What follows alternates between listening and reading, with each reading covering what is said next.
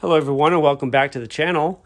This is Greg from Wint Audio Video Solutions coming to you with another great video showcasing vintage audio equipment.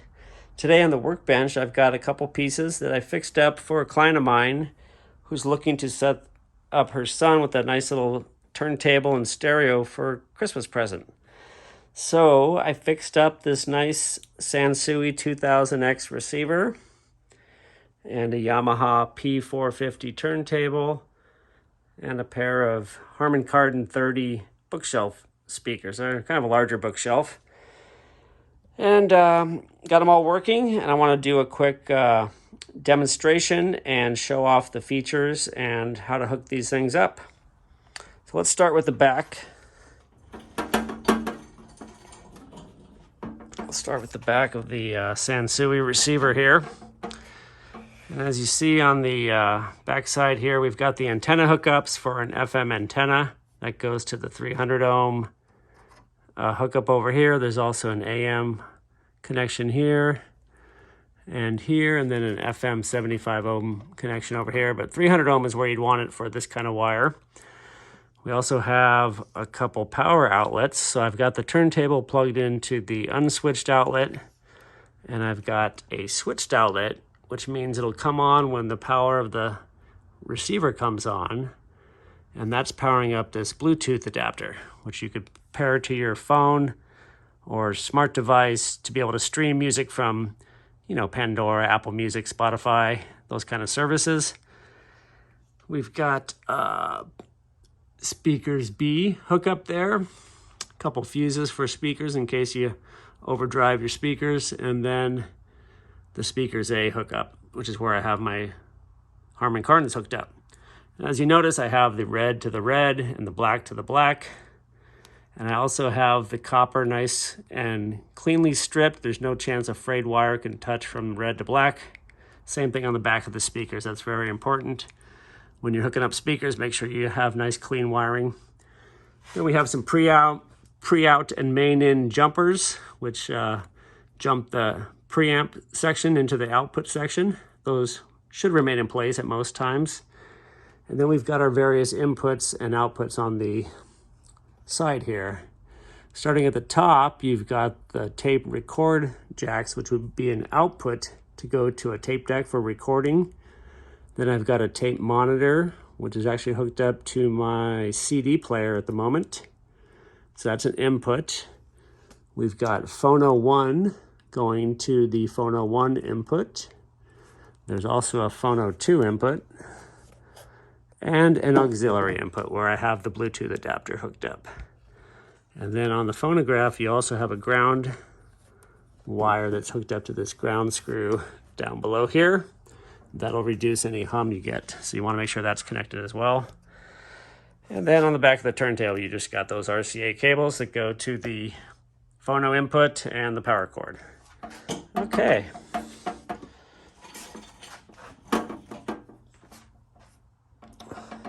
So let's fire it up. Power. And starting on the left, you got your power. You've got a headphone jack. You've got the speaker selector switch. And it's on either off, A, B, or A plus B. I have it on A. Then I've got some low and high filters. I usually leave those off. I've got my bass and treble adjustments here. I've got volume. I've got a balance control. So you want to try to leave that in the middle typically. And then we've got a loudness button. That'll kind of boost the bass and treble, give you a little more oomph out of the sound. So I like to leave that on. It's kind of a nice effect. And then I've got a reverse and a mono. Usually want to leave those out. Tape monitor is what you would press to get the tape input activated. And then over here, we've got our input selector. Starting on the left, we've got Phono 2. And then Phono 1, where I have my turntable hooked up. Then I have AM, FM, mono, FM auto, which is stereo mode, and then auxiliary input.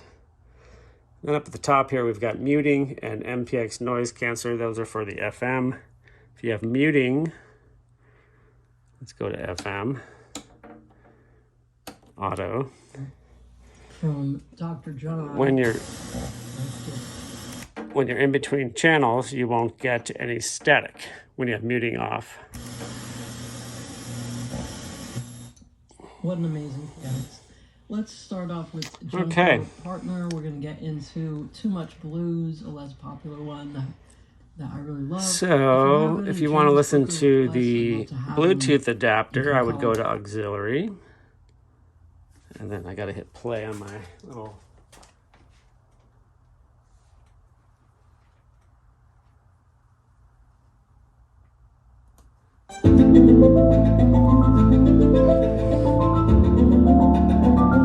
So there's the auxiliary playing.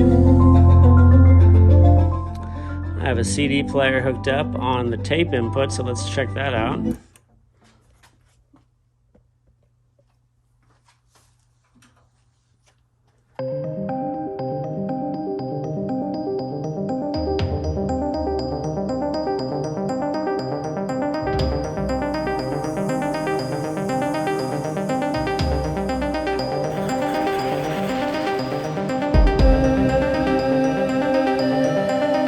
Now let's check out the turntable. Everyone wants to hear that, of course. So we go to phono 1. You have to turn off the tape monitor.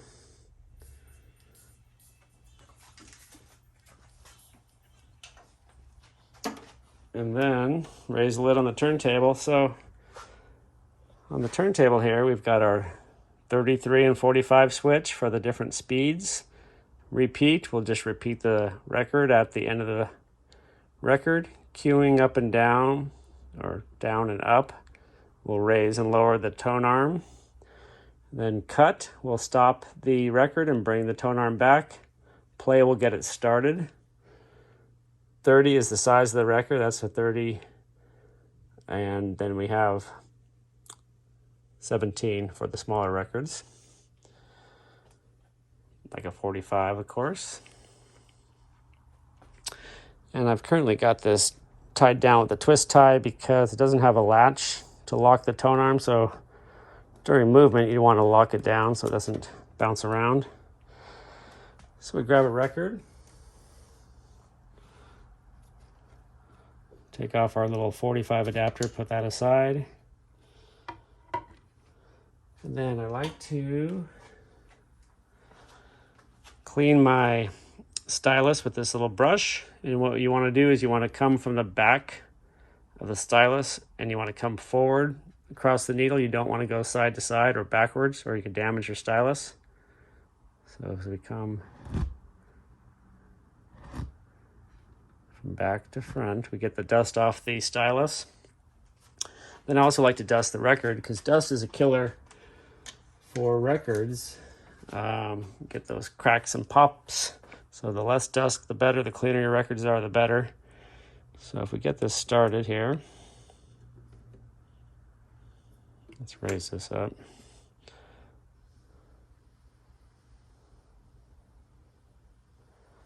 Get rid of the dust, and I like to take it towards the middle, which takes off the static. Okay.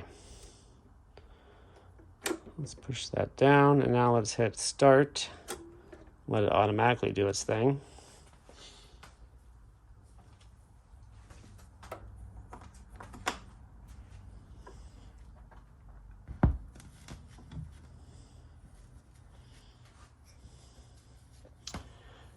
We are listening to Marty O'Reilly and the Old Soul Orchestra, Pray for Rain album.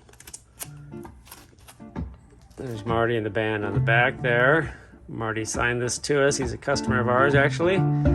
So I'm sure Marty will appreciate us promoting his band.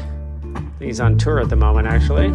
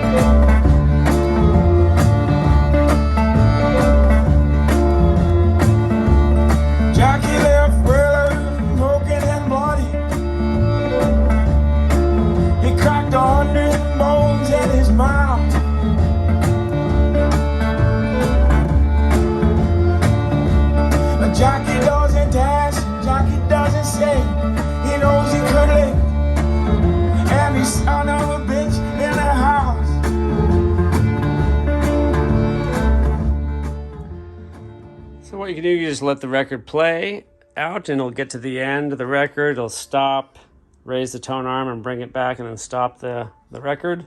You can hit cut, which will also stop it, or if you want to switch to another song, you can raise the tone arm and then move it,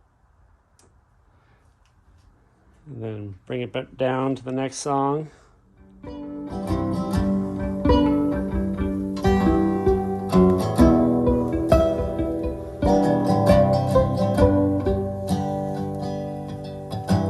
Well, he reads like a Bible and acts just like a bird cage, or is like an engine dying out on burn rage.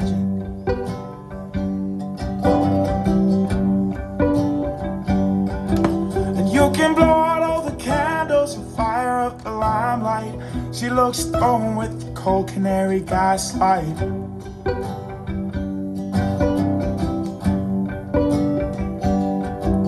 Oh, sister, now, don't you look at what I've done.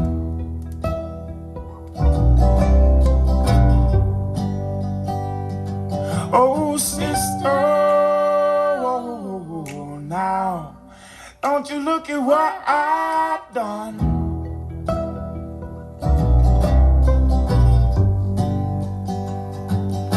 The father's at the front door, dusting off the floor mat. So I'll hit cut here and you can see what happens here. Picks up, brings it back.